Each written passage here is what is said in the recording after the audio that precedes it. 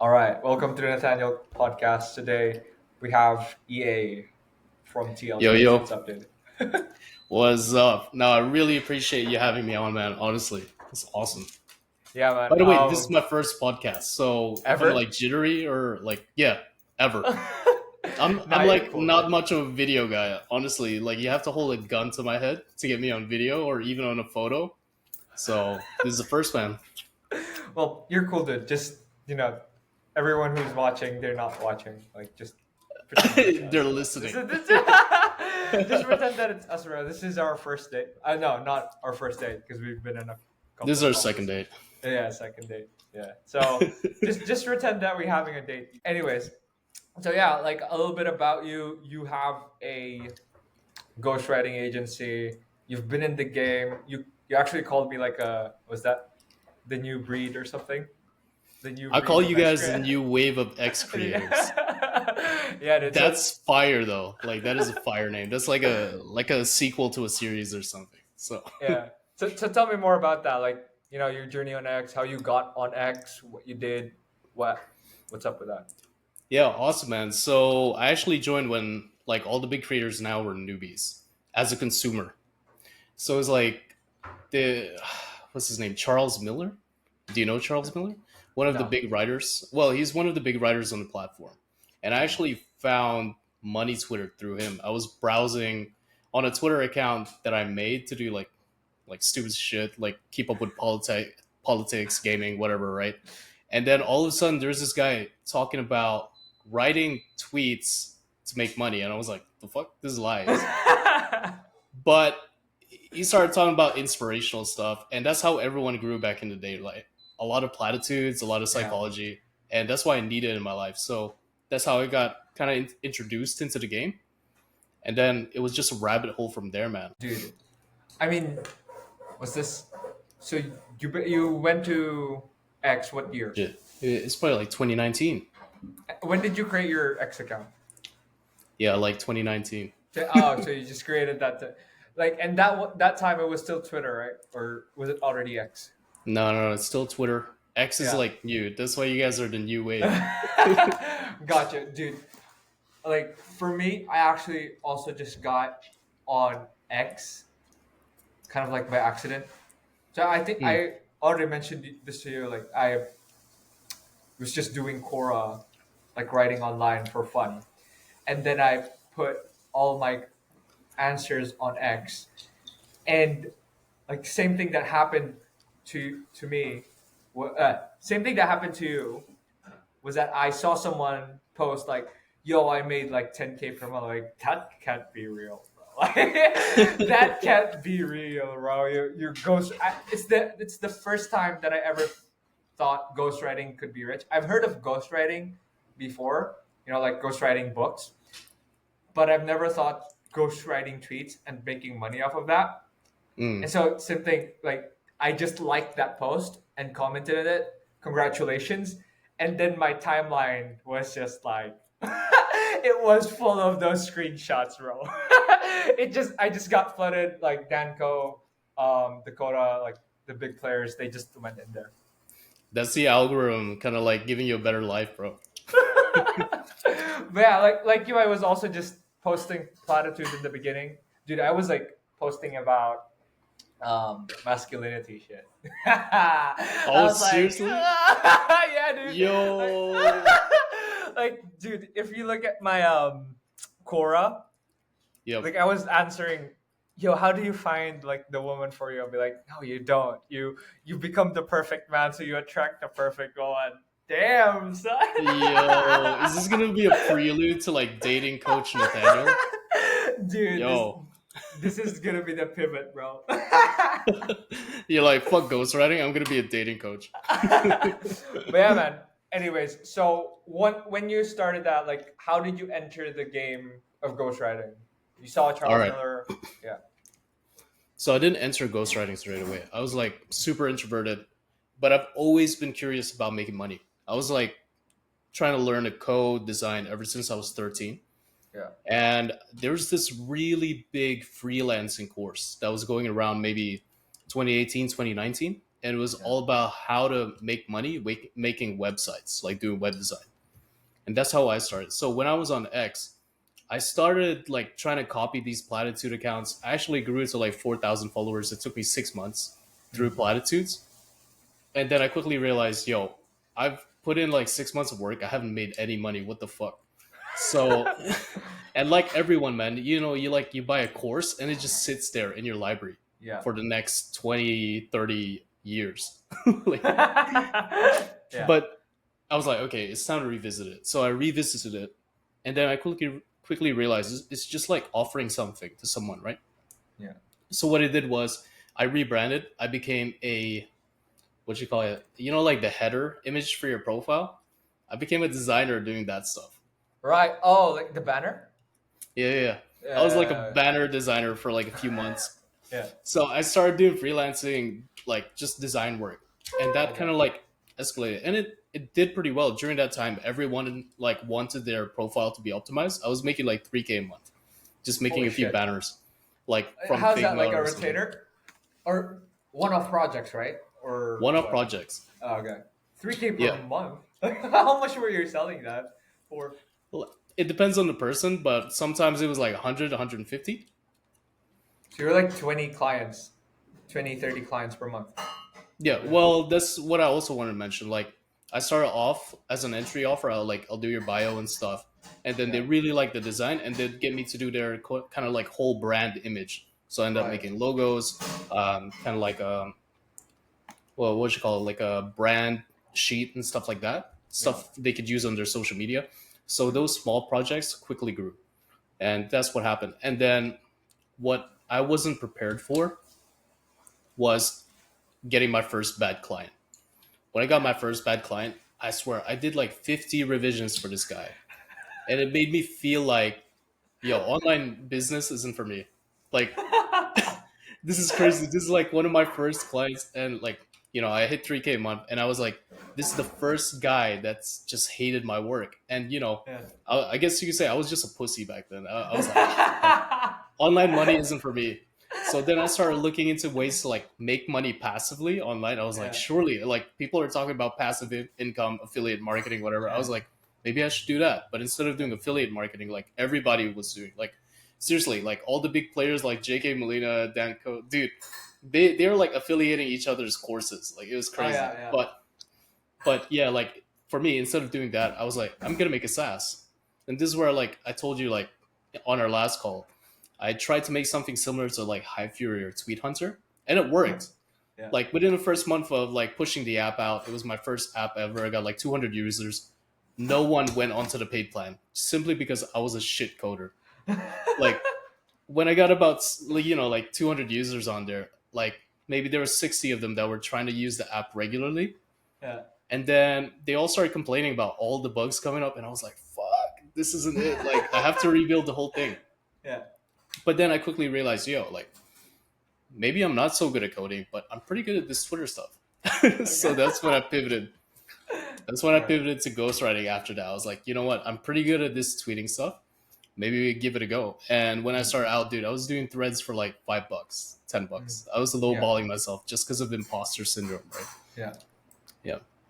And then what happened there? Like how did you go from like $5 threads guy to agency? Shit, this is a huge question. Yeah.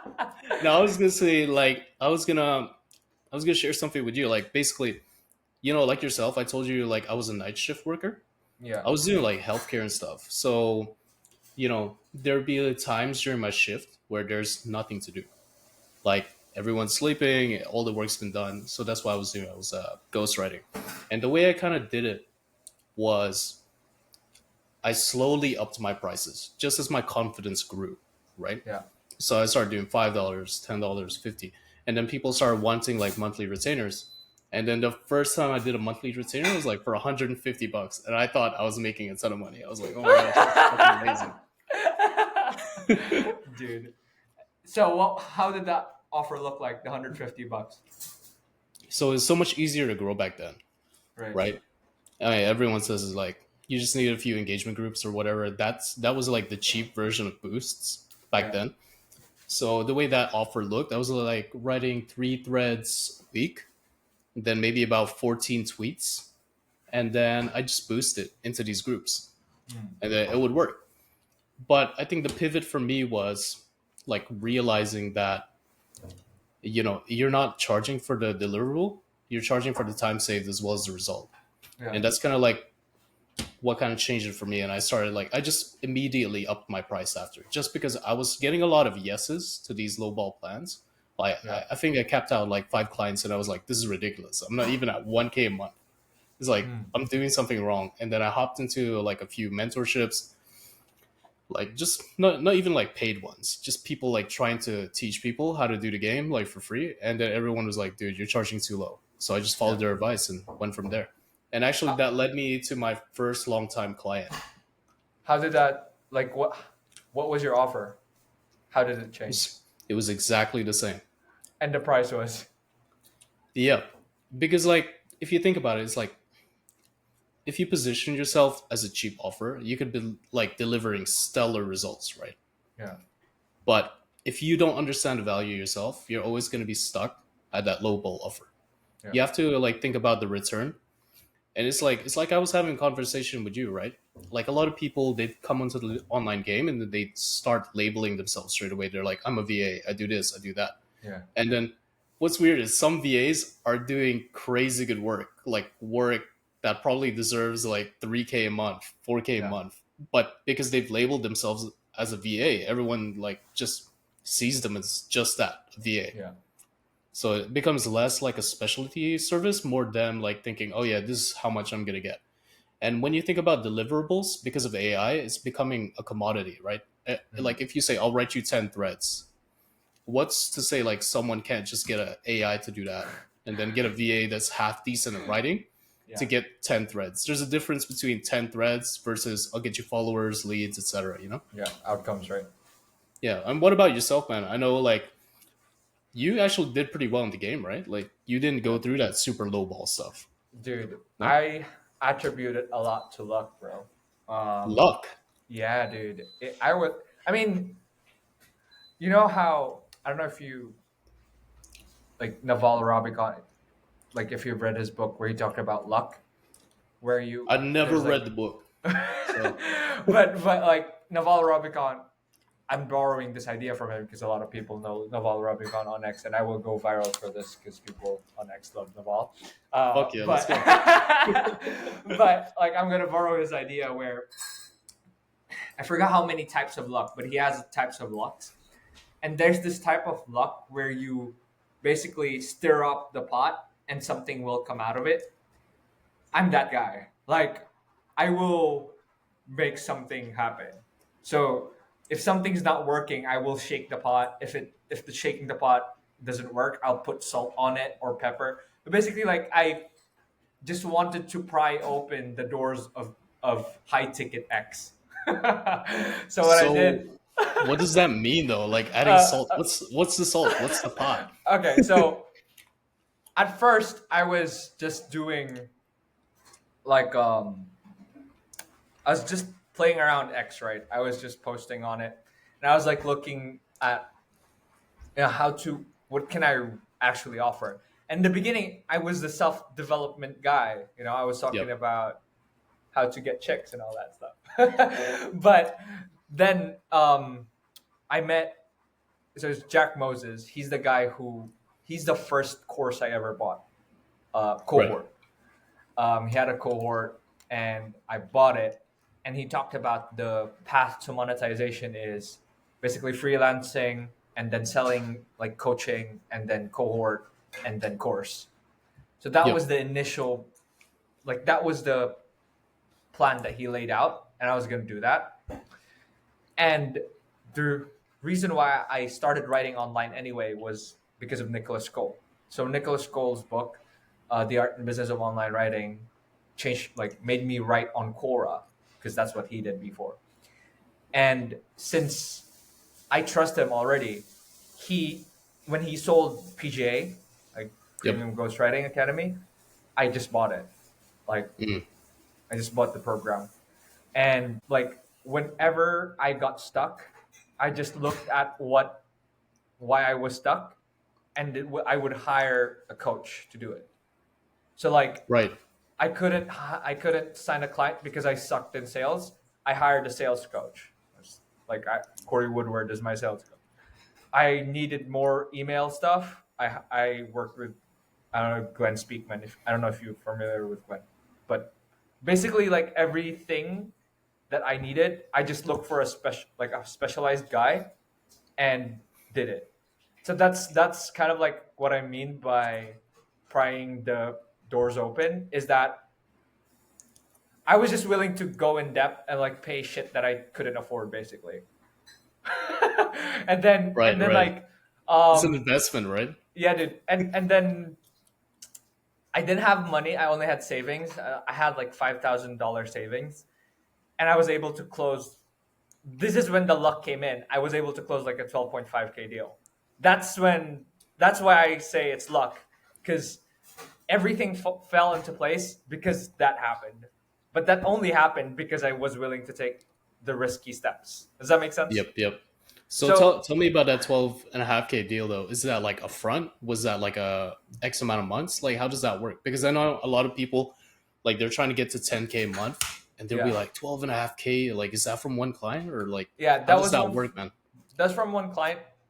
Um, and like so in PGA they teach you how to offer educational email courses, right? Yep. Yep. And like they tell you to sell that for $5,000.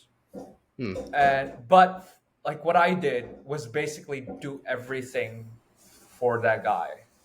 So for the guy that I ghost wrote for, I did his landing page, his email course, his email, his tweets. I basically did his whole funnel and became like a business consultant, ghostwriter, everything, you know. So that's why I got that 12.5K deal, because Yep. I didn't just ghostwrite for him. Like I did same thing that you said. I didn't just offer, hey, I'm gonna write 10 tweets for you. Like I told Yep. him, Yep. yo, I'm gonna be your lead getter, basically. I'm gonna like book you calls and get you followers, get you leads. And that's what I told him. And so Yep. that's why that's why I was able to do that. All right. Let me ask you this: for the people that hopefully people listening, especially beginner writers, This did is you offer a guarantee? Dude, I didn't offer a guarantee. You I don't didn't. You know. just said I'm gonna get X, Y, and Z. And was it I like a monthly retainer? No, it was just a one-time deal. Right. But Yeah. 12.5K covers a lot. Yeah, dude. Yeah. So what did the contract look like? Like did you have to meet a certain point or like what were I guess the deliverables there? So the deliverables were Good. ease daily tweets, educational email course, the launch of the educational email course, DMing people. So the thing is, we didn't have a contract. Like we just had a deal. It's like a Yep. handshake deal in a way. Yep. And that's kind of like how I like to go about with my ghostwriting as well. I kind of have a I talk. That's why I I'm an advocate for sales calls, because I sell high ticket products. Like if it's $1,000, $2,000, I will probably be comfortable doing just like a document. But if it's 3,000, 5,000, 12.5K, I like to go on the call and actually see the client's needs. And I think that's how I was able to close it, man. I mean, it's not I can't tell anyone that there's a path to do that, because I didn't Yeah. have a path. All I did was know, if there's a path, this is the path. Like I knew their problems and I knew their pain points. I knew that they were struggling to grow on X. Like they were having horrible traffic. Like this coach was having didn't even have an email list.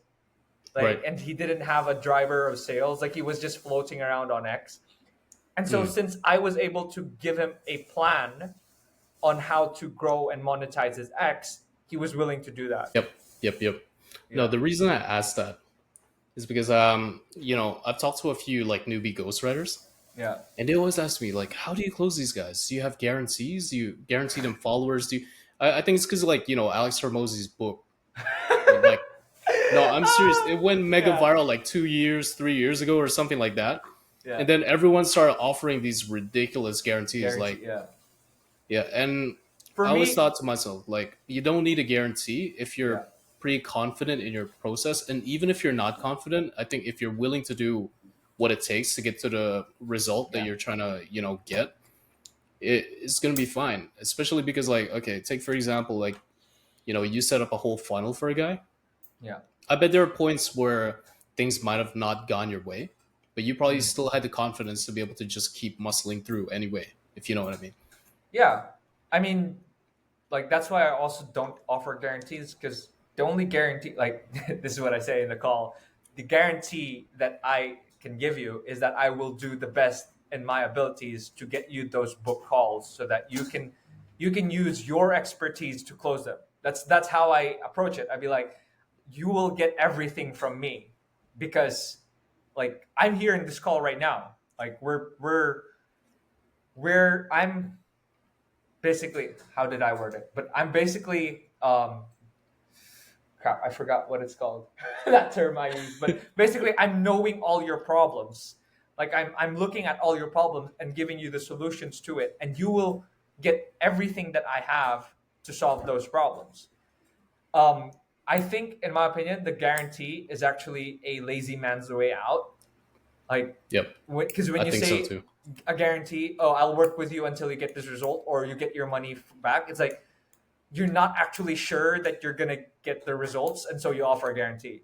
For me, like I'll tell them, you will get everything. Like I will do everything in my power to get you those results, but I'm not gonna guarantee that. That sounds bad now that I'm saying it. But yeah. I think you probably just need a reframe because but I, but I that's think that's that's how I do it, man. Like I tell them, I can guarantee you that you will get like everything in my expertise so that you can enhance your expertise. That's how I frame that call. How about you, no, dude? no, I agree. I don't offer guarantees just Mm. because like I said, I'm an introvert. I came from a point where I was like facing all that imposter syndrome and stuff. Yeah, So if I get to the point where I can say the price, yeah, it's because I'm pretty confident. Like mm. with the data. Like I will never overpromise. And I think that's where guarantees come into play. Like Yeah, if you say something like, I'll get you 10K, I don't know, let 20K followers yeah, within X amount of time, or I'll continue working for free. Like what if you yeah. only get the guy 500 followers? Well, So, right. And you're charging, I don't know, like 2.5K or something. You get him 500 followers in the first month. It's like, dude, you've kind of shot yourself in the foot, right? yeah, And also, that means if you made that guarantee just to close clients, it's kind of like dishonest in a way. So I feel like people that come into play without guarantees, they also have to come into sales calls just knowing their ability anyway. And that mm. also comes from the fact that, like, I don't know, let's say you've run a few brands or you run your own brand, just knowing what you could do in the first place before you even think about the money is the most Yeah, important thing. At least that's what it is for me. Because I think a lot of people, like you said, they'll read Nicholas Cole's book or hear something about ghostwriting and people start seeing 10K a month, 20K a month. They're like, yeah, oh, yeah, like I'm supposed to be a ghostwriter making that much. yeah, yeah, No, you're not, dude. You're supposed to be a ghostwriter that makes that much because you can get the result related to that, like price point. So it's like less focus on money, more focus on your like internal skill. ability. Yeah, exactly.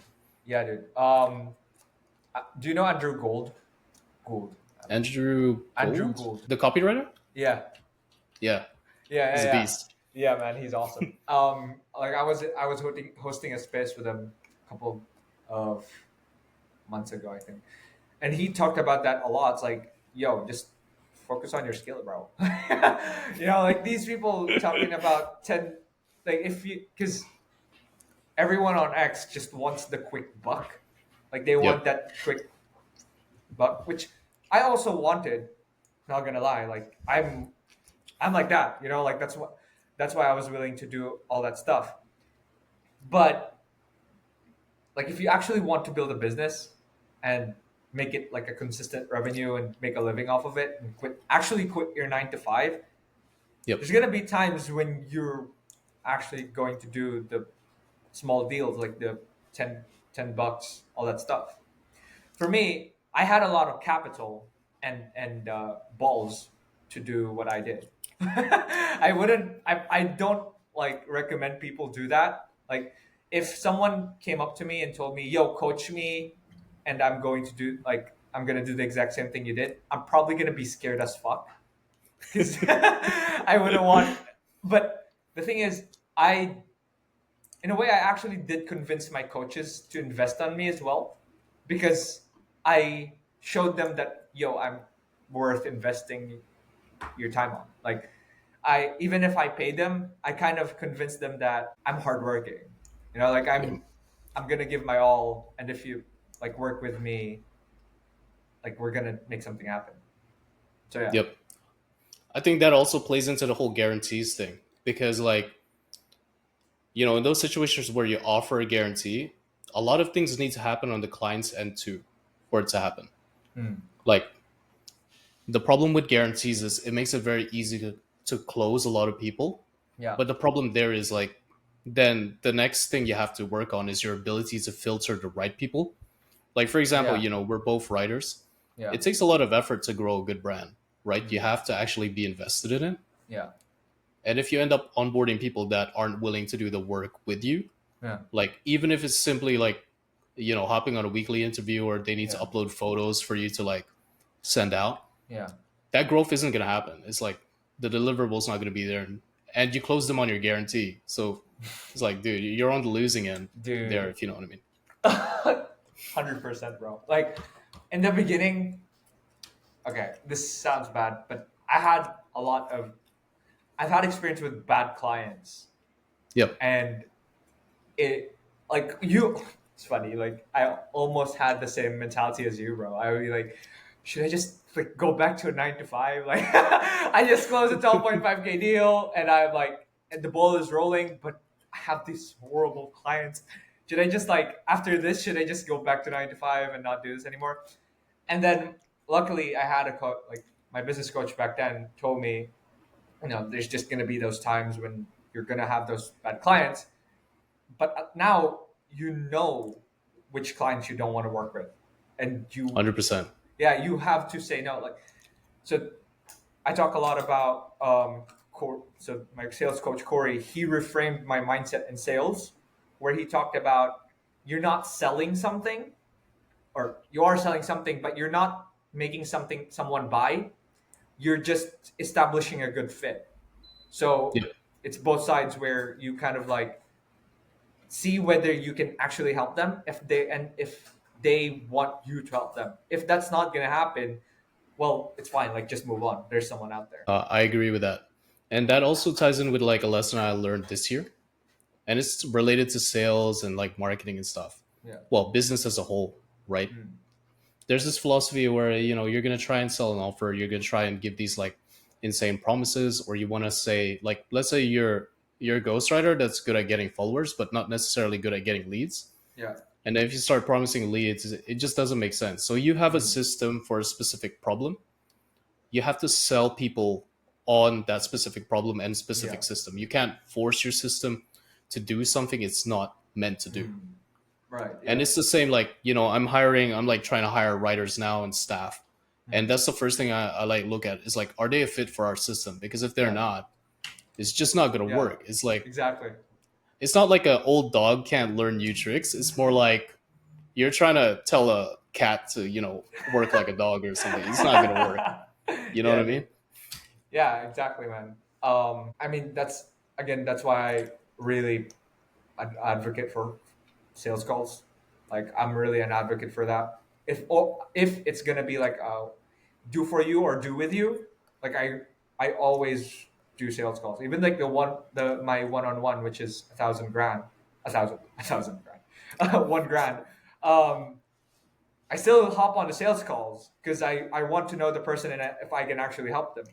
If I can't help them, like I'll tell them, like I have some courses, or this guy has some courses, and like just consume that. Because for me, like you're just gonna waste money on me. Like I'm gonna be upfront with them. And what's funny is that like I actually had some people come up to me and tell me they just genuinely want to work with me. Like they don't even care about the ROI. Like they don't care about um, getting 10K per month in 90 days. They just want to learn how I write my threads, how I like market, how I do market research, and they just want to mimic that. I'd be like, okay, then let's do it. Cool. As long as the expectations are there. You see, like this is where I go on to say like you built a very very good brand Yeah. because people just want to work with you behind your philosophy, your personality and stuff. So where do you think most people go wrong when they're like building their brands on X? Because like I am telling you, that experience you had is Yeah. like that's like the 2% of people creating right now. It's like Yeah. no one gets that experience otherwise. So what do you think you've done right, and where do you think like most people are failing? And then I could chime in like my 2 cents on that. Dude, for me, it's really what we talked about earlier. It's when people try to sell a product rather than establish a good fit. It's like they're so obsessed with that quick buck rather than looking for a person they can actually help and actually wants to be helped. Because Right. it's like these people, like what you said, the guarantees, they badly want to close the deal, that they're willing to give a guarantee rather than sticking to their own offers and their own, like, in a way, principles, and just Yep. looking for that person who actually wants what they can offer. And if no one wants what you can offer, maybe your offer stinks and you should work, like, you know what I mean? Like, your offer stinks and you should work on yourself. Yep. Yep. So how That's, does that change your social media though? Like, you're talking about finding people that fit. yeah. So what? How does that influence your social media? Like, what's your approach to it now? So Because I know, before, like, did I changed? I changed a lot. yeah, yeah, Before, I used to be like the guy who posts viral stuff, and I used to be obsessed with, like, I would keep track of every post. Oh my god, 1,000. This idea works. This idea works. Like right now, it's just I write down my ICP, and so I actually have a journal where I write down like the clients I'm working with. Like I actually document the things that we're talking about. I document the things that I don't like about them, the things that I really like about them, and then I post about the problems they have, where they want to go, and what it takes to go, like the mistakes that they're making. So in a way, I'm posting content that really just attracts my ICP, like my ideal, like my avatar, ideal avatar, not just persona, but like the yep. avatar itself. Yeah. So you don't like track any more metrics and stuff, like, or what do you do? Because I'm the complete opposite right now. So right now, Actually, wait, wait, uh, wait. go ahead. I'm not the complete opposite. I'm only the complete opposite on part of my strategy, but most Yeah. of it is the same as you. Like the video and the tweets. Like I'm starting to do that on my Mm. profile, and again, same philosophy. I'm just like kind of like like keeping track of the conversations I have with clients and prospects and stuff, Yeah. and kind of posting on that. But then when it comes to my threads, where like I'm hoping to boost them and stuff, Yeah. I really try to keep track of the data. I still keep track of the data. Like I look at the what works, right? But before I look at what works, I still I first put out something that I want. Does that make sense? I don't Yep. post something that I don't want just because it will go viral. Right. Right. You know? So I post about things that I want, and then I look at the things that people want that I want, and then I create more content about like that merge, basically. Yeah. Yep. Yep. Because No, I dude, get that. before I could dude, I was getting insane engagement, like 10,000 impressions per post, but it was things that were attracting people that I didn't really want to interact with. And now, like, I'm happy replying to everyone now because only a few people message me or reply comment on my post, but those are the people that I actually want to have a conversation with. Right. Right. Yeah. So yeah. So what do you think about this? Because like the way I'm doing it right now, it's like part of my strategy is to go viral. Part of it, like maybe 50% of it, is to do with like authenticity. Filtering that audience, like you're doing yourself. So like I heard this from J.K. Molina way back, right? Where his philosophy has probably changed now, but I think it still works. Where you can kind of like attract a bigger pool of people to you, but Mm. then the majority of your content, like the one that's high frequency, let's say like your tweets and videos and stuff, or your call to actions, your hand raisers, like on social media, it kind of filters out that audience. Yeah. So it's like let's say you could talk about something broad like copywriting, because Yeah. you know copywriting principles, but you're not necessarily selling copywriting. You're doing like a very niche thing within Yeah. copywriting. So my theory is right now is like I'll get as many views as I can, Yeah. but I want to also be filtering people on a daily basis, Right. like keeping people who stay. Just because like I was kind of like watching like one of the accounts I run, Yeah. and he's super niche, right? He does like Google Ads marketing for SaaS, tech, and Mm. AI. And what we were finding was, yeah, we were being like super authentic, super targeted. But then we started noticing that he just wasn't getting the volume that he wanted.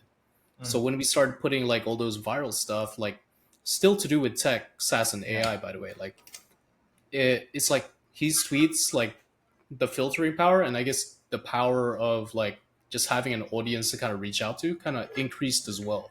Yeah. So I was just curious about your thoughts on that, because I know we had a like a conversation before on this. Yeah, dude. It's like because you're at the stage now, you're rebuilding your audience, right? Yeah. Would it have been better to rebuild the audience at a later point, like let's say you got to like 20, 30K followers, like but you kept it somewhat on niche within your brand? Would it have been better to do that? What are your thoughts on that, dude? So I have no idea if that's better. Like I don't Yep. think I still have enough data on whether that is better or not.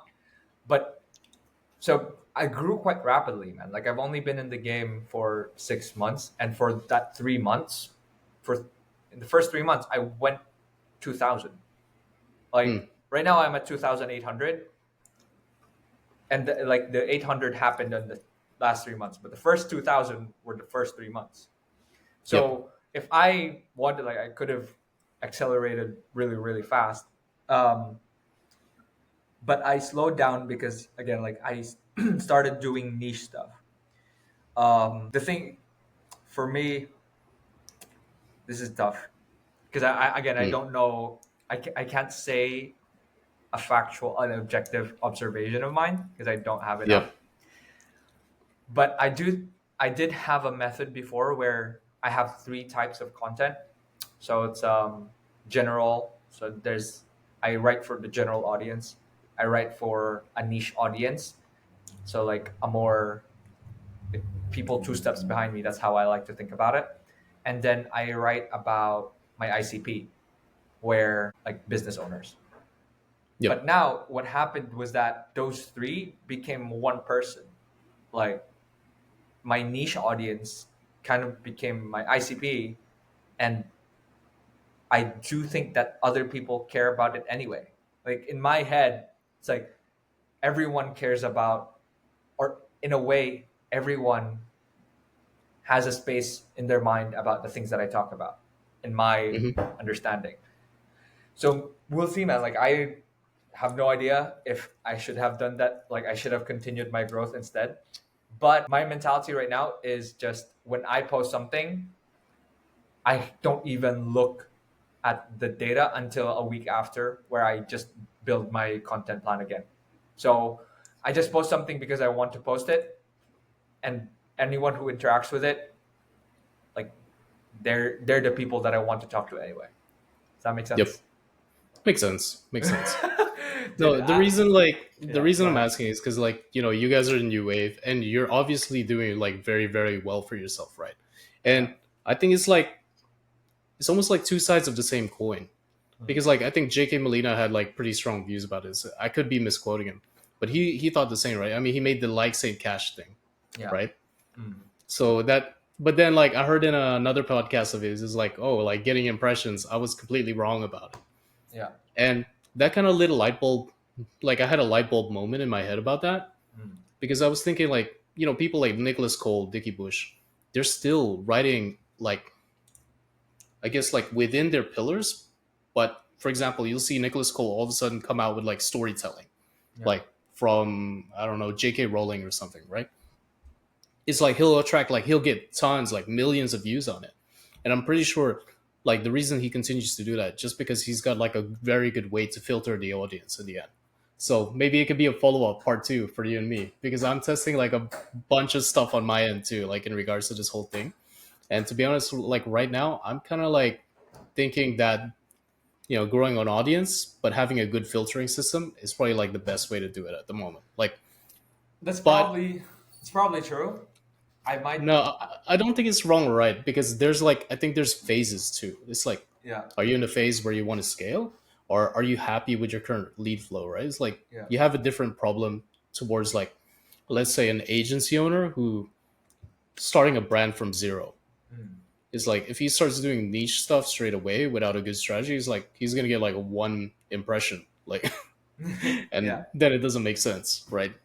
So, how would you actually? That's a good exercise, actually. If an agency owner came to you, yeah. like, just out of curiosity, what would your like approach be? Like, let's say he's a huge, like, big time agency owner. They have never done content before, Mm. and let's say they made most of their deals in the back end or in a very niche place.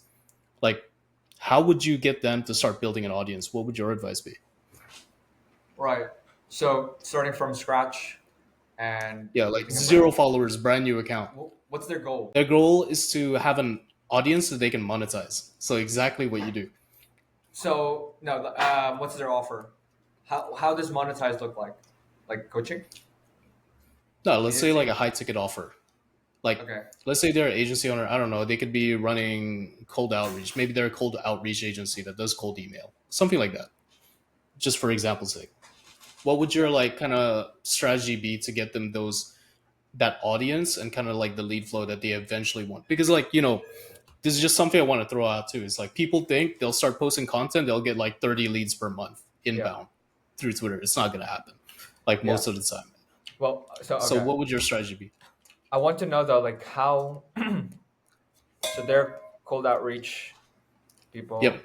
and then what are their goals? Like, what do they want out of X? Because I They want want to. to Mhm.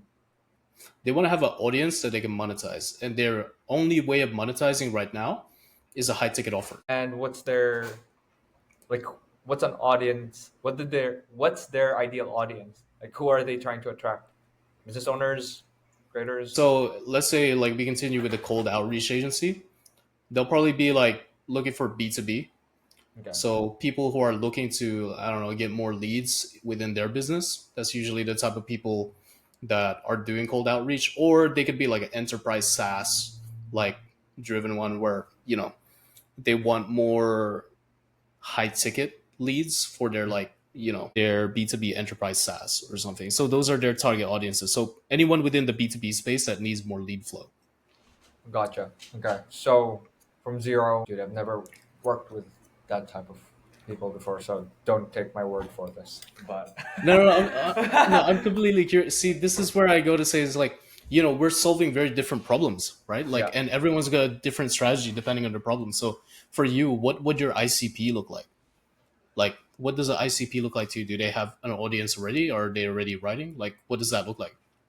So the thing is, I monetize through email basically. So my process is because I created like I primarily did educational email course. So Yep, really, I'm the guy who funnels people down or helps people create a funnel where they have social media growth. So that's my offer, SMG.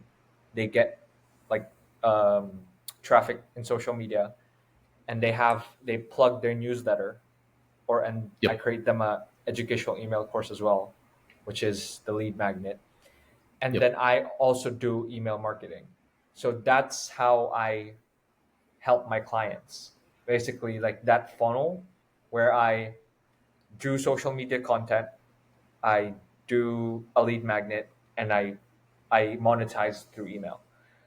But if they need like DMs, so for this like for this the thing that you put out, like a cold outreach agency, yep, it probably needs a lot of DMs, which I they probably be an expert at already, so they probably take care of that. But um what I would do with them is just really grow their account on X. So that would look like, the typical growth post. I would still do growth posts. So I would like create content around business owners. Like, for example, right now I would create like the Telegram guy. He's viral right Yeah, now. yeah. So like I would create a Yep. thread about him. Things that are booming in the business space. I'd talk about it, and even I'd probably even talk about Elon Musk, the things about happening on X, because if I could get the interest of business owners and they buy the idea that X is a good place to close deals, then they're going to sign me as a cold. Like I'm talking as the cold outreach agency. Like if I can make them buy into the idea that X is a good place to do outreach, then they'll buy my product. Okay, yep. So if they were doing cold DMs, yeah, Yeah. 100%. And I guess like that's I guess what I'm seeing you're doing very very well. You're getting people to buy into your idea, and Mm. I think that's what people fail to do when they're building like a content strategy. They'll Yeah. just put value out there, but they're not selling the idea because Mm. people buy the idea first and then buy your offer second. Yeah, man. Yo, that's a tweet. Dude, that's what J.K. Molina's been talking about actually lately. He's talking about selling ideas rather than offers. So, Right. what idea were you selling before, man? Dude, it's so you took over, sneaky little boy. You took over this podcast and you asked me some questions rather than me asking you. Yo, like I said, bro, like I want to hear about your story as well. Yo, we'll turn this into a viral thread. Don't worry. Dude, I was like, But what idea? What were you sell? So now that we talked about my business, I want to talk about your business. So first, like the growth of your business from like the 150 retainers. What happened then after that? yep. So this is what I tell everyone, man. You just gotta record everything.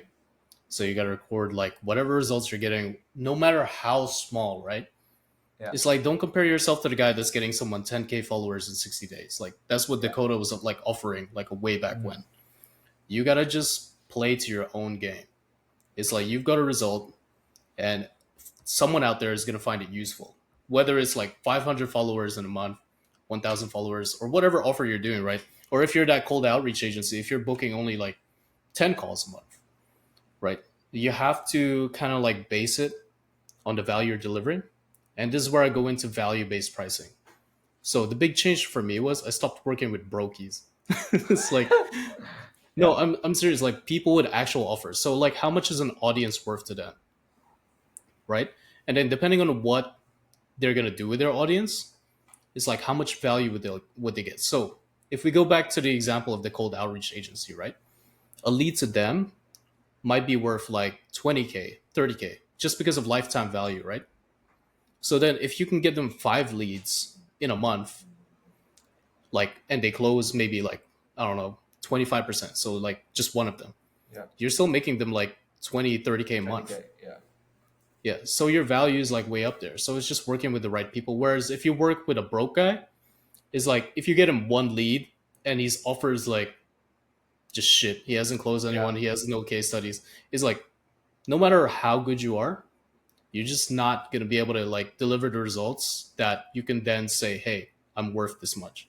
So it's Mm. like for me it was realizing that I had a skill, and if I can somehow tie it to a value that makes sense on paper, then I can charge more. So that was the first step. It's like first of all I started setting boundaries, like who are the clients that were getting the most value out of my service at that point.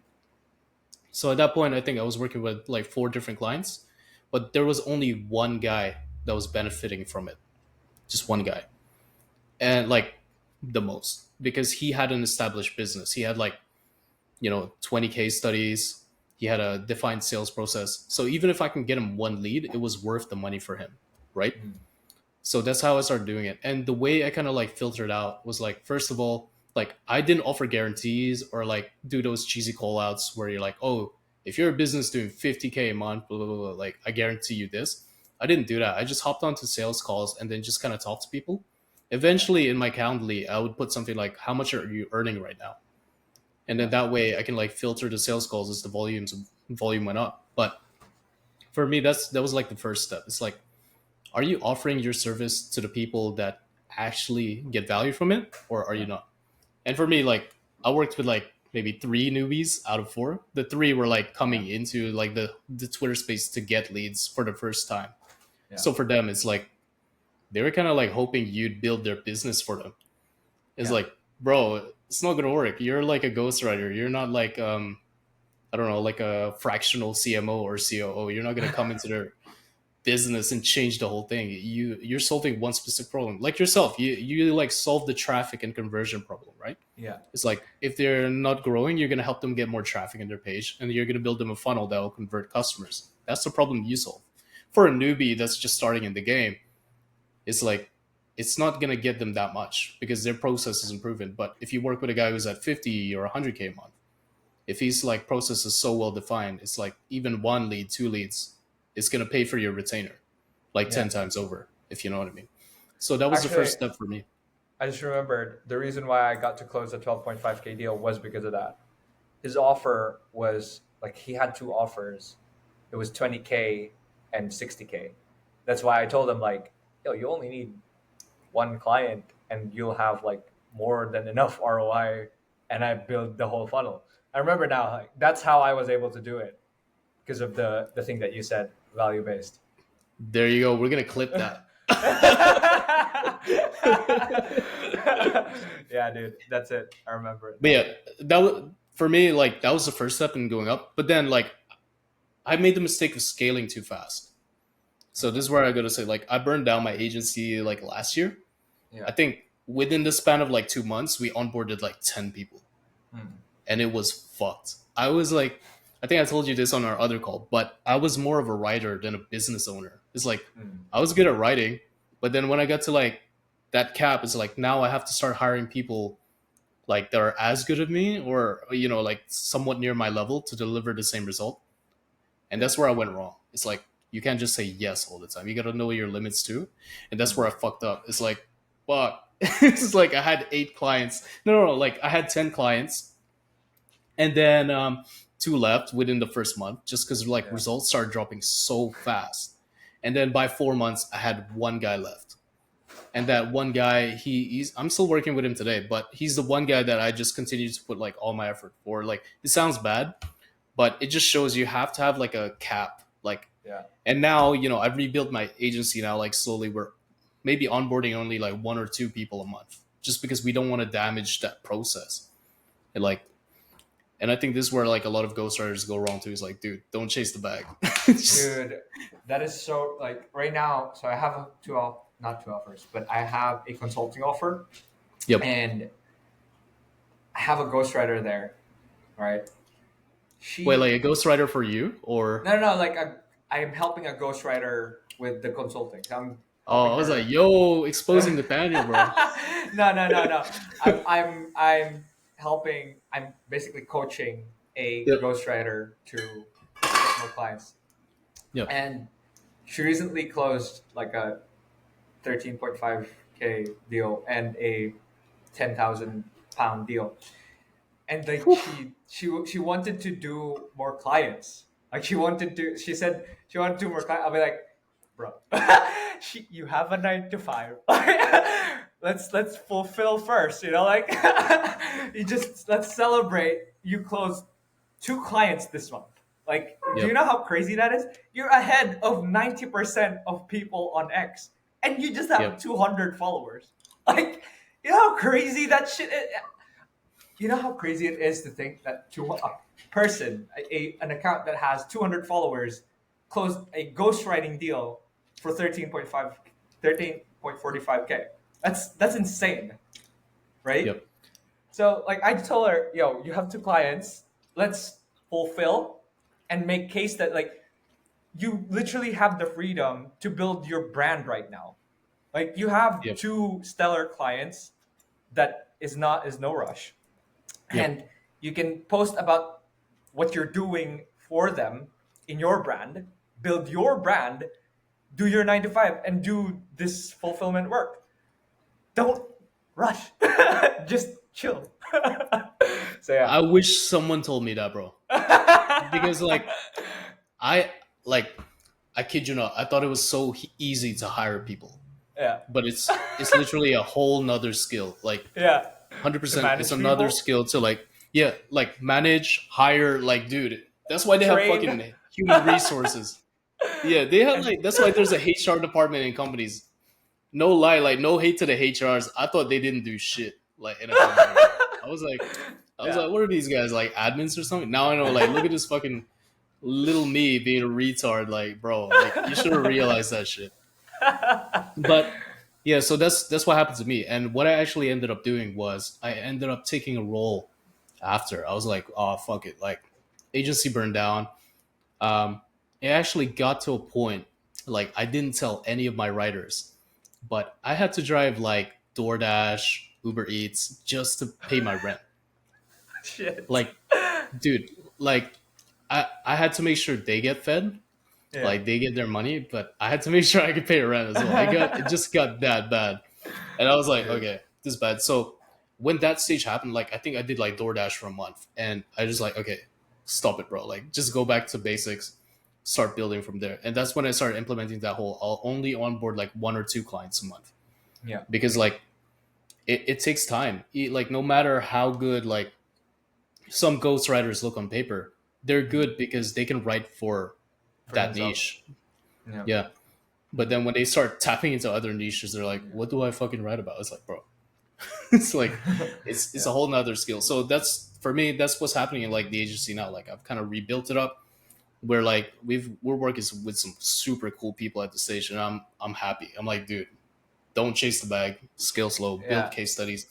And that's why it's like, I even removed all my older case studies because I'm like, at the same time, when you have case studies, it has to be contextual to what's relevant now. Now, yeah, because systems change as well, right? Yeah, and the Yeah. algorithms change, Twitter's changed, like Yeah. everything changes. So it's like for me, I took down like most of our case studies because I was like, okay, that was the old system, and the old Mm. system failed. So Yeah. now I'm in that phase where I'm kind of like rebuilding everything. And actually, I'm taking an approach where I'm having more fun with my account too. Because my mistake was when I onboarded all those clients, I stopped writing for my account for Yeah. like a year. Yeah. So when I was at that stage where I was like, "Yo, shit, I need another client," I didn't You have any couldn't, because yeah, like because there's no the lead lead flow. flow. Yeah, yeah, yeah. Yeah, Dude, I made that mistake. But like, okay, this is the way I made that. Like, I fixed that mistake yeah, was to build an email list. Like for me, that's the email list saved my ass, man. Like, so I built an email list, and or it was not intentional because I just created an EDC, and then I saw it. I was like, "There's 600 people in here who I yeah, haven't talked to. Like, there's 600 people who like my content who I haven't talked to, and I just sent consistent emails and I closed deals with them. And then I was like, okay, I'll just send daily emails. That's why I send daily emails. And yeah, maybe that's something that you'd be looking into as well if you're interested. I'm doing that right now. Cool, dude. So yeah, No, because it's funny because dude, it's yeah, funny you mentioned that because in the position I took, like as a marketing manager, it's mm, like we ended up having a consultation with a guy who exited his business for mm, I think 30 million, yeah, and he was an agency owner as well. mm, And he was like, the number one thing that agency owners have to start doing is they have to build a waiting list. It's like you have to have a waiting list just because, like maybe you'll hire X amount a month or something. But mm, that doesn't mean you should stop trying to get on calls with yeah, people. You have to keep going, but you have to have that waiting list there so that maybe the time comes you've hired 2 new, I don't know, like fulfillment people, right? yeah, Now you can take up maybe like 4 more clients. Then you yeah, can just open that spot. You can contact your waiting list, and if yeah, they're still keen and they haven't worked with anyone, that's it's like they're ready to go because you hopped on that sales call. You've given them, value through your email list. They know you. yeah, They like you, yeah. so they're gonna close. And that's the thing that like now I'm writing a daily email. But if I didn't do that last year, it's like, bro, what the fuck? And trust me, there was like so many prospects that just kind of fell off my CRM. Like I never contacted them ever again. Especially because Yeah. like, when you're taught ghostwriting or writing on Twitter, they don't teach you business. They just teach you how to write. And that's the problem. Yeah. It's like business is a whole nother thing, and it's like it's complicated, man. It's like, Yeah. It's actually why that's actually one again. This is why I called myself lucky because I was able to surround myself with like the right type of people. So, like the coaches that I hired, they actually pointed me to the right direction. That's why I was able to go as far as I can, as fast as I could, right now. and I think that So, was the main difference between you and me. Is like I haven't paid for coaching. dude, I was a maniac, bro. Like I read the Rich Dad Poor Dad, and Yeah, like so I was just itching to look for an investment where I could like put my money in, learn something, and build something. Like I was just looking for that thing, and X came to my life, and I was like, yo, if this is like actually true, then I'm just gonna go all in, like casino style, you know. So I did that, and it paid off, bro. And I'm like, yeah. no, but that's the thing. It's like I think coaching is so worth it, dude. Like I really wish I like just put stuff away, stop trying to like rush everything by myself, and like humbled myself. Like, bro, you don't know nothing about this space. Chill. Like, Yeah, it's like, yeah, but like now I'm in a good place where I'm just like slowly rebuilding, and it's awesome. yeah. It's like, and plus it's cool. Like now I'm starting to write on my account again, like going viral again. It feels good, man. It's like, Hell yeah, dude. Cash yeah, because flow, like a lead year ago, flow, like everything's flowing, man. exactly, bro. It's like last year I was like, it's like just deliverables, like doing all the work. Like I was like, no, I have to do this. It's got to be in the trenches. It's like, no, bro. It's like just keep going. Just keep doing what you're doing. Yeah, Like there's a reason why you're doing it in the first place, and you yeah. just gotta keep your eyes on the bigger picture. It's like, dude, Dude, the another one that I think people miss on X is like they try to hop from one thing to another because they feel like something didn't work. oh, dude, that's the worst problem. And I had that problem. I mean, dude, that's why I went from like Right. designer to like web designer to web developer, and then I forgot to like I skipped a step in our story earlier. I was also like a funnel designer. I was like using click funnels and stuff like that. It's like, dude, if I just stuck with one thing, it would have been good. And the funny thing is, everything changed when I stuck to writing. Yeah. Like when I just decided that month, you know what, fuck everything else. I'm just gonna try writing for 6 months. And I said I have to do it for 6 months. That's it. Yeah. That's I was lucky enough to learn that through Nicholas Cole because he talked about, like don't think about money in the beginning, just write. Yep. So that's actually why another thing that I was lucky about. Like I went 700 followers in 30 like no, a day because I was just like writing. And then that's when I went all in Crazy. on X. Um but that's because I was so patient with just writing consistently without like seeking return. Yep. I was able to learn the secrets of the game and apply it immediately to my client's account. And my client kind of trusted me immediately because he was a friend, a follower, like when I started my account, when I started writing. So yeah, that's another thing I would say. Yep. And like it's just the long term ROI of keeping on building your brand. It's Yeah, like I've talked to so many prospects too that they're like, oh, I just want it as a lead gen vehicle. It's like, are you sure? It's like the value of this personal brand goes so far. yeah, And like seriously, like this personal brand could be your avenue to launch like 3, 4 businesses. So it's like it's crazy. yeah, yeah, man. The personal brand, like, it allows you to pivot in certain places as well. Because, like, for me, again, I have a ghostwriting thing, but I also have Yep. a consulting offer that's lower ticket. But the reason why I was able to do that was people wanted to just work for me. Like what I told you, like I can't promise you ROI. Like I could just help you. And that consulting offer came from like someone wanted my ghostwriting but didn't have an offer. And so like as we talked about, like I told him we're not a good fit. Like I can't really help you ghostwrite if you don't have an offer. It's just gonna be a waste of money. But what I Yep. can help you is write on X if you're open to that.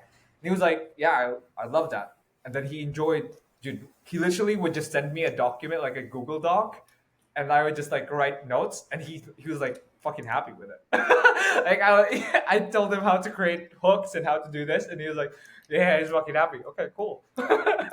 Dude, of course you'd be happy because like I'm like, I'm hiring writers right now. Yeah. And to be honest, it's having good taste. Like having good taste and just an eye for this stuff is worth so much. Because Yeah. that's where like 80% of your results come from, man.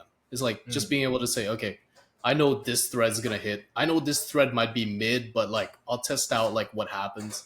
Like Yeah. being able to like look at a piece of content and be able to say those things is worth so much. Yeah. So actually, I want to talk to you about that offer though. Like, how did you go about constructing that offer and managing your time? Because, dude, it must be hard being a ghostwriter and like a consultant at the same time. You must have a busy calendar. Dude, that's the thing. It feeds off of each other. Because really, like right now, this is kind of like cocky, but my brain has an automatic switch for writing. Like I can just sit down and pump out threads. And of course, like I need to like go out and then edit it after. But I now have the ability to just pump out threads and go into flow and write a thread in like 10, 15 minutes because of like I've been writing so many threads, so many emails, so many written Yeah. stuff as just already programmed. Yep. So Yep. like with my consulting, the only taxing thing would be strategizing, which I enjoy Yep. anyway. Like for me, actually, it's the writing is the one that's boring now. It's as ugly as that sounds. Like writing is boring for me because it's not stimulating. It's just like I'm gonna write something. What's interesting for Right. me is Right. actually strategizing. Okay, how to increase revenue for this client.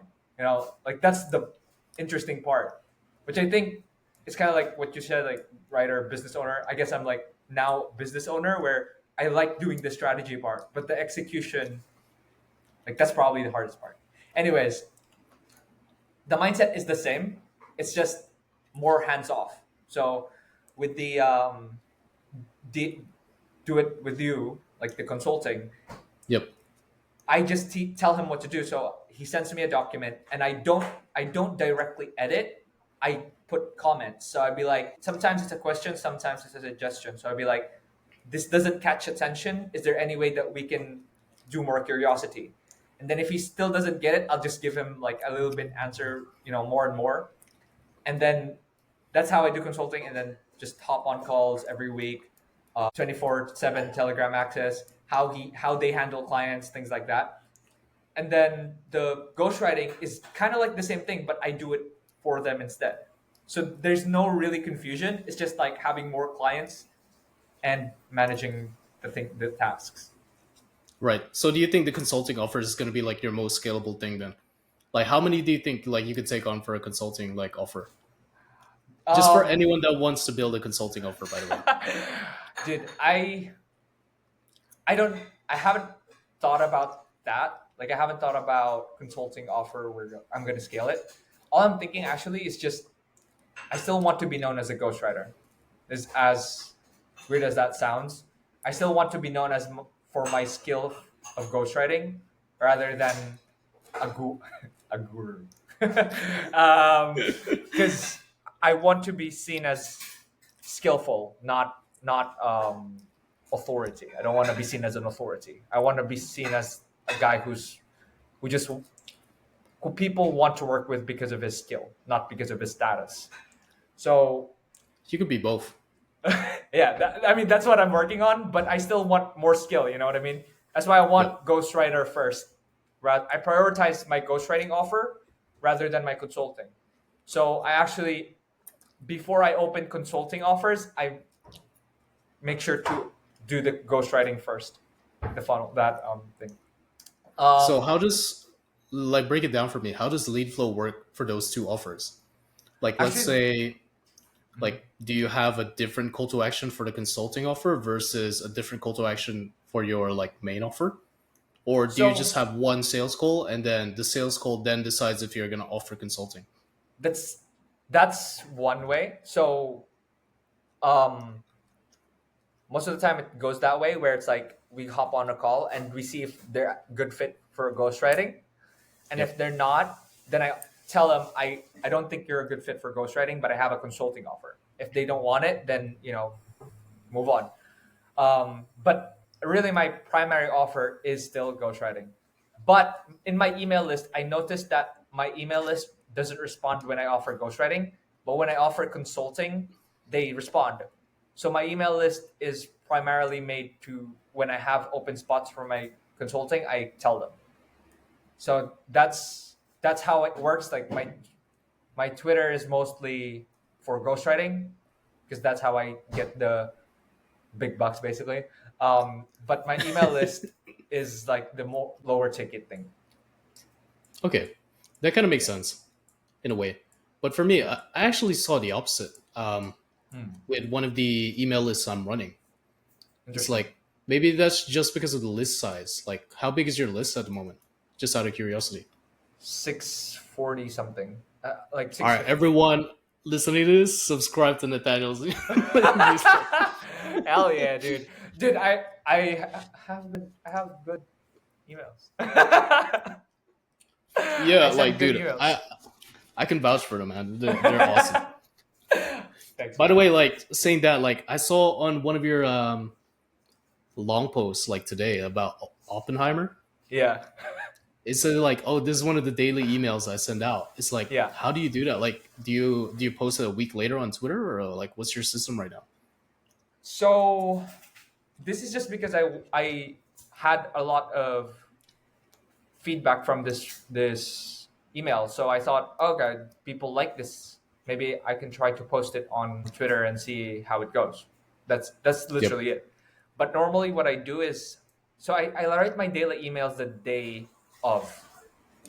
yep, It's kind of I kind of like to still have a daily writing regimen because my tweets are all scheduled. As bad as that sounds, um, hey, me too, my man. my tweets are all scheduled the whole week. But if there's any tweet that's not scheduled, it's the tweets where I tell them, "Hey, the email today is going to be about this topic." So when I say, "Hey, the email is about my favorite watch," that's not scheduled, and then the email is also not scheduled. I'm gonna send it the day, like I actually send it. Anyways, um, I just, dude, I just write the email the day of. That's it. Like I just think of an idea at the morning while I'm working out, when going in the gym, and then write that email, and then do Yep, my client work after that. nice, nice. My system's a bit weird. I actually queue up all my emails. Oh, really? Yeah, Do you but do daily? I'm doing daily now. So Okay. like, dude, this week I'm pumping out volume on my like page, Hmm. like just a fuck ton. I'm doing a thread a day, and I'm doing Yeah. daily email. Just because these threads, like one of my viral threads, they got like maybe 70 subs overnight, Mm. and I'm like, it's a waste for this sub to like he subscribed like I don't know, like Wednesday. He's not gonna get another one like next until next week. Yeah. I just want to be there, like push the value straight away. They get put into a sequence anyway, like a Mm. sequence that I probably need to update, but it's just there. Yeah. No, the reason I asked about your email strategy is because like I just want to briefly talk about content efficiency. Because what I've noticed, like, and my writer and I, like a few of my writers and I observed this, like, Mm. you know, Dan Coe, Justin Welsh, Jake and Melina, they're masters at repurposing. Yeah. And what we found is sometimes we'll see an email come out, and then it'll come out like in Jake and Melina's email list. Mm. Then it'll come out as a long post, Mm. but it'll also come out as an Instagram caption. Mm. So it's like, okay, I just want to see how many people are actually doing this because I'm actually doing this for one of the bigger brands that I'm running. I don't want to say the name, but Yeah. it works. So, and I think the reason that works is because like the audience on your email list is going to be different from the people who see it in Yeah. real time on Yeah. social media. And True. on social media, some new people might see it anyway. And like most of the time on social media, maybe only like 10, 20% of your followers will see it. So the people on the list are guaranteed to see it, Yeah. but people on social media, not really. It's like hit or miss, you know? So yeah, that was my only like bit of value that I wanted to give there in regards to email, because it's content efficiency, man. I'm working on the same thing. I'm trying to do videos like you now. Like I got a little mic right here. Hell yeah, dude. It's like I posted one video and then people were like, "Yo, your audio is too low." I'm like, "Fuck, that's embarrassing." so, so I had to put in CapCut. I was like max out like my volume. I was like, "Oh shit." So like now I've got a little mic. Let's hope it works. And for me, like I just want to get better at speaking, because eventually I also want to do this whole thing like that JK and Danco's doing, where they've got like these lower ticket offers where they'll Yeah. host webinars or something. And I was like, it would be so shit if someone came to my webinar, I'm just stuttering my ass off and I can't put together my thoughts because I haven't had much practice speaking in front of a camera or something. That would be so crap. So I was like, yeah, I gotta get training. Like I gotta train myself up on this. Like the gym, right? Yeah, Just dude. put in the reps. Dude, best way is like this, man. Like we talked a little bit about it. Podcasts, bro. I mean, I think you're already considering it, but I am considering it, but I'm just trying to like, it's like, do I need to overthink it? Do I need like huge production value? Do I need to like rent a studio or something like that? Bro, look at my podcast. I was literally talking in a red couch that's already I already shifted now, but before I was talking in a red couch with this goddamn earphone, bro. Like I got Dakota Robertson and Aaron Will on with this fucking earphone, bro. Dude, you don't have to overthink it, man. At least for me. I just want to say, bro. I just want to say, like, Yeah. I listened to some of your earlier podcasts, and the reps you're putting in, I could tell. I was like, yo, this guy's way more like smoother in like these later episodes, and I'm like, dude, this is exactly what I want. I gotta start training this, like, get really uncomfortable, just talking to people like leagues above me, and then just get better at speaking and stuff. Like that'd be so good. Appreciate you, man. But yeah, I mean, it's all just about. It also helps you in sales calls, I think, because you just talk to people and it. Yeah. Yeah, it's like, dude, I'm slowly breaking down that whole like barrier of being an introvert. It's like trying to get on camera more and stuff like that. Because I've always liked being the guy behind the scenes. Like no one knows me. I'm just like doing the work and the work Yeah. is good.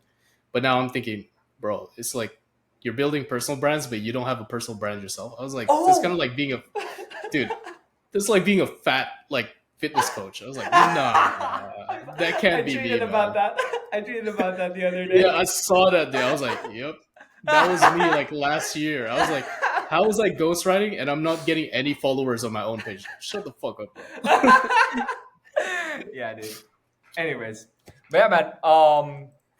Yeah, it was a good conversation, just flowing. It was nice talking to you. So, what are your plans on X, and where can people find you to like see those that beautiful face talking to the camera with an amazing Oh, dude. mic? Dude, you're the beautiful one, and this is our second date.